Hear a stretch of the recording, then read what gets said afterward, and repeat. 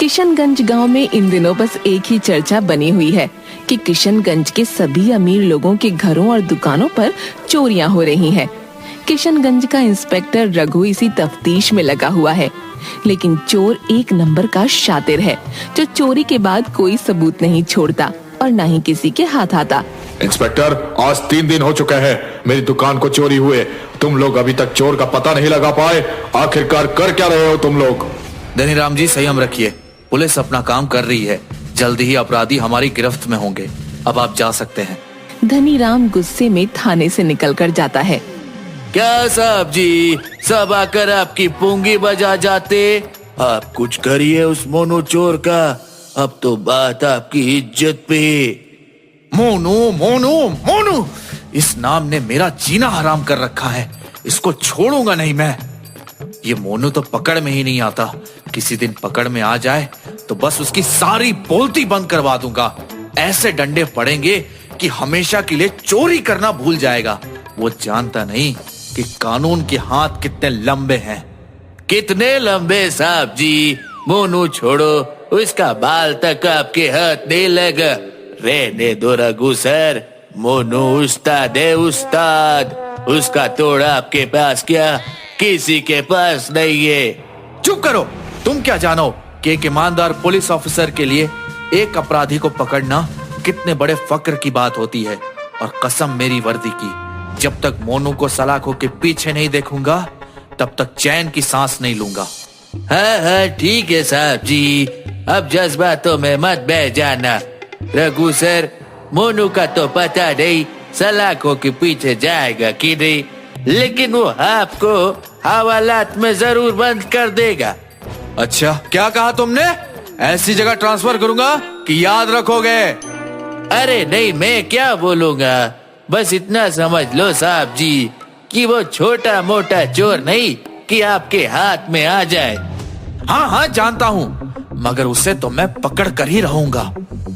मोनू चाहे छोटी चोरी करे या बड़ी चोरी करे, लेकिन चोरी इतनी सफाई से करता था कि चाहे कितना भी कोई जोर लगा ले, उसे पकड़ ही नहीं पाता था। मोनू का एक साथी था जिसका नाम बटुक था। बटुक शुरू से मोनू का साथ देते आ रहा था। कई जगहों पर दोनों साथ मिलकर चोरी करते और धन को आपस में बांट लेते। मोनू भाई, अपन को तो घर वालों ने ही 9-2-11 कर दिया था। यही बोले कि तेरे जैसा औलाद से अच्छा हमें औलाद ही ना हो। लेकिन भाई, कभी कभी बहुत याद आती है घर की। चल छोटे, दिल छोटा ना कर। अपन तो बचपन में ही घर से कल्टी मार लिया था। तो भाई, तुझे घर की याद नहीं आती? अपन को अपनी माँ का चेहरा याद है, वो भी धुंधला सा। बाकी कोई नहीं अपन की याददाश्त में। चल छोड़ ये सब। आज रात चोरी करने जाना है ना? हाँ, आज तो बहुत कीमती माल चुराना है यार, मगर एकदम सावधानी से जाना होगा। अरे भाई, जो भी हो, हम दोनों किसी से डरते हैं क्या? देखना सब सही हो जाएगा। आधी रात में मोनू और बटुक दोनों ही मुंह पर काला कपड़ा बांधकर निकल पड़ते हैं। अरे भाई, यहाँ तो पहले से कोई बैठा है। अरे तू भी क्या मूर्खों जैसी बात कर रहा है? जब लाखों रुपए का सामान पड़ा होगा गोदाम में तो रखवाली के लिए कोई तो रहेगा ही। तू मेरी बात ध्यान से सुन। ये रुमाल ले और सुंघा दे, तब तक मैं गोदाम खोलने में लग जाता हूँ। बटुक ऐसा ही करता है। गार्ड वहीं बेहोश होकर गिर जाता है। मोनू फटाफट गोदाम खोलता है और सोने से बना घोड़ा निकाल कर ले आता है। ये देख भाई, एकदम चमचमाता हुआ घोड़ा। चल पकड़ इसे, अब कल्टी मार लेते हैं, इससे पहले कोई और आ जाए। मोनू और बटुक उसे चुराकर भाग जाते हैं।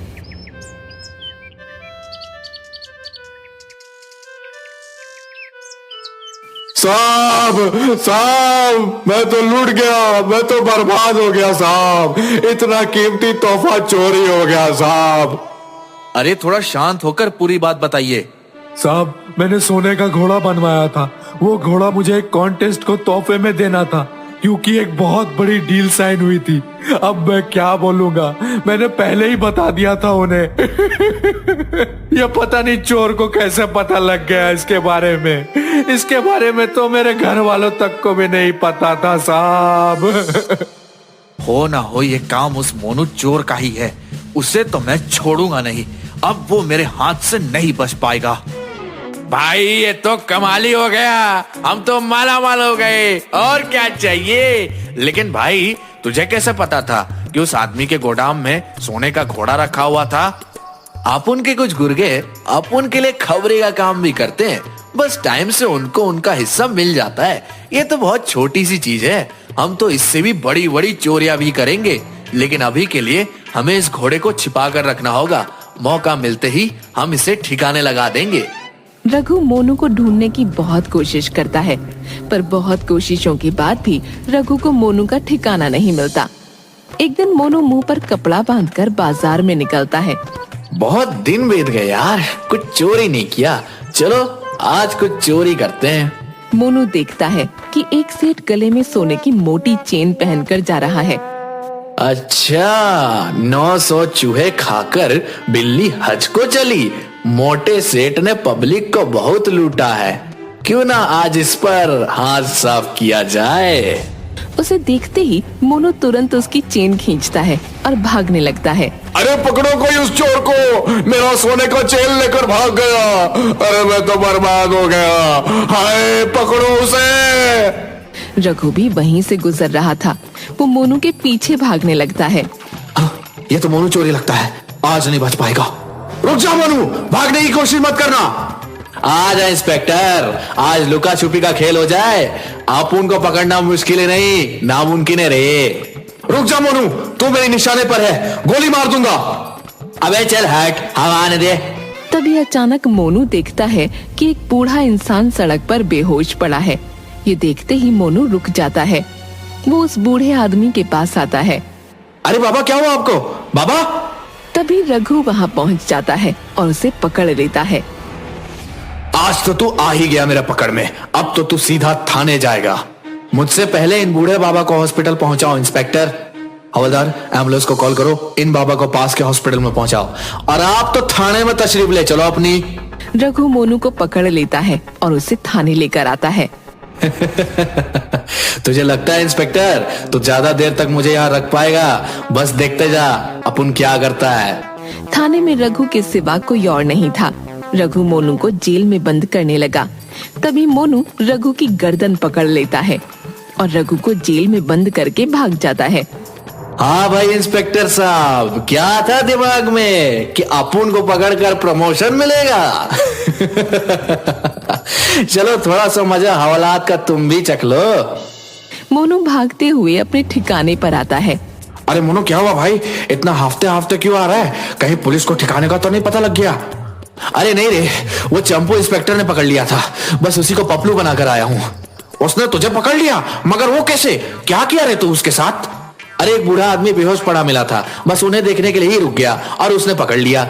अरे बॉस, यही तो तेरी कमजोरी है। अच्छा छोड़ ये सब बात, बता आप कहाँ हाथ मारना है? यही इस गांव से थोड़ी दूर। बस ये समझ ले, वो चोरी कर पाना थोड़ा मुश्किल होगा, मगर हम कर लेंगे तो समझ आगे का लाइफ एकदम हीरे माफिक गुजरेगा अपना। समझा ना छोटे? साला मैं तो साहब बन गया। वाह भाई, तुम तो एकदम आमिर खान के माफिक गाता है। वैसे मुश्किल क्या है चोरी में? अरे छोटे, देश के बड़े से बड़े हीरो बनाने की कंपनी है वो। वहां पर अपने हीरो के हार दिखाएंगे, बस एक हाथ लग गया ना तो सब सेटल है। समझा ना? कुछ दिनों बाद दोनों अपने अपने चेहरे पर दाढ़ी लगाकर सूट पहनकर वहाँ पहुँच जाते हैं।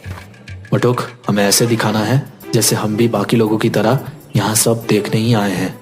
तभी दोनों की नजर रघु पर पड़ती है। अरे देख बटुक देख, ये इंस्पेक्टर तो यहाँ भी आया हुआ है। इसने ही मुझे पकड़ा था, मगर इस बार ऐसा कुछ नहीं हो पाएगा। हाँ भाई, यहाँ तो बहुत अच्छा इंतजाम किया है इन लोगों ने।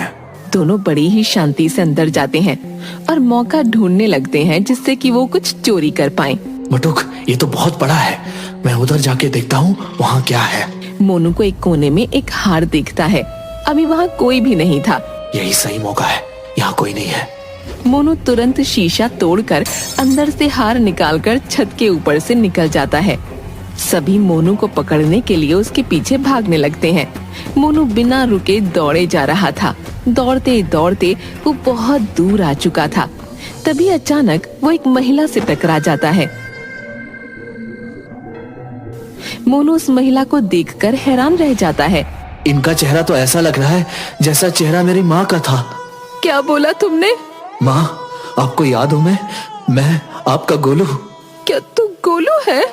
हाँ माँ, मैंने अपना नाम मोनू रख लिया है, लेकिन आपका तो गोलू ही हूँ। मोनू की माँ बहुत जोर जोर से रोने लगती है। बेटा तू कहाँ चला गया था? मैंने तुझे कितना याद किया, तू कितना बड़ा हो गया, मैं तो पहचान भी नहीं पाई। माँ, अभी मैं बहुत जल्दी में हूँ, मुझे जाना होगा। रुक जा बेटा, तुझे याद है तेरा एक जुड़वा भाई कल्लू भी था जो मामा के घर रहकर पढ़ता था, वो सिपाही बन गया है। चल तू घर चल, मैं तुझे उससे मिलवाऊंगी। ये सुनकर मोनू हैरान रह जाता है। माँ, उसे सभी किस नाम से जानते हैं? रघु नाम से। इतना सुनते ही मोनू के हाथों से वो हार छूट जाता है और इतनी ही देर में रघु वहाँ आ जाता है। आ ही गया तो पकड़ में, अब बता कहाँ बचकर जाएगा? अरे माँ, आप यहाँ क्या कर रही हो? बेटा वो सब छोड़, ये बता तू इसे पकड़ क्यों रहा है?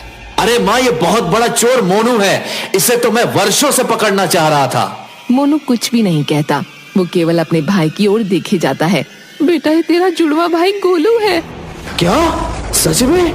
नहीं नहीं, एक चोर और मेरा भाई? हाँ बेटा, ये गोलू ही है। तुम लोग तो बचपन में कभी साथ ही नहीं रहे, मगर ये गोलू ही है, तेरा जुड़वा भाई। भाई तो चोर क्यों बन गया? तू घर छोड़कर भागा क्यों था? मोनू बहुत जोर जोर से रोने लगता है। आप लोगों को याद है पिताजी की तबीयत कितनी ज्यादा खराब थी? माँ ने गांव के सभी बड़े बड़े लोगों से पैसे की मदद मांगी थी, लेकिन किसी ने भी माँ की मदद नहीं की थी। जिसके बाद पिताजी की मृत्यु हो गई थी। तभी से मैंने सोच लिया था अब उन्हीं बड़े बड़े लोगों से पैसे लूटूंगा। मैंने काम तो उसी वक्त से शुरू कर दिया था, मगर माँ को यह सब पसंद नहीं था, इसलिए मैंने घर छोड़ दिया और चोरी के काम में लग गया। आज भी मैं केवल वैसे लोगों का ही पैसा लूटता हूँ। जो भी हो भाई, तूने बहुत गलत काम किया है, अब तुझे जेल में ही जाना होगा। तभी पीछे से बटुक आता है। यही नहीं मोनू भाई, पूरी बात तो बताओ अपनी माँ और भाई को। नहीं छोटे, रहने दे, कुछ मत बोल। बोलने दे भाई। पता है आज तक इसने जितनी भी चोरियां की उन सभी पैसों को ये सभी जरूरतमंद लोगों में बांट देता है। कितने गरीब बच्चे आज इसकी वजह से पढ़ाई कर पा रहे। इसकी एक ही कमजोरी है, ये किसी को ये दुख में नहीं देख सकता। तभी तो उस दिन जब इसने एक बूढ़े आदमी को बेहोश देखा तो रुक गया। इस वजह से आप इसे पकड़ पाए। माँ और भाई की आंखों में आंसू थे, मगर वो चाहकर भी कुछ नहीं कर सकते थे। ले भाई, अब तो खुशी खुशी तेरे साथ चलूंगा। ले, हथकड़ी लगा ले मेरे हाथ में, लेकिन बस एक बार गले लगा ले। इसके बाद रघु, मोनू और माँ सब गले मिलकर रोते हैं।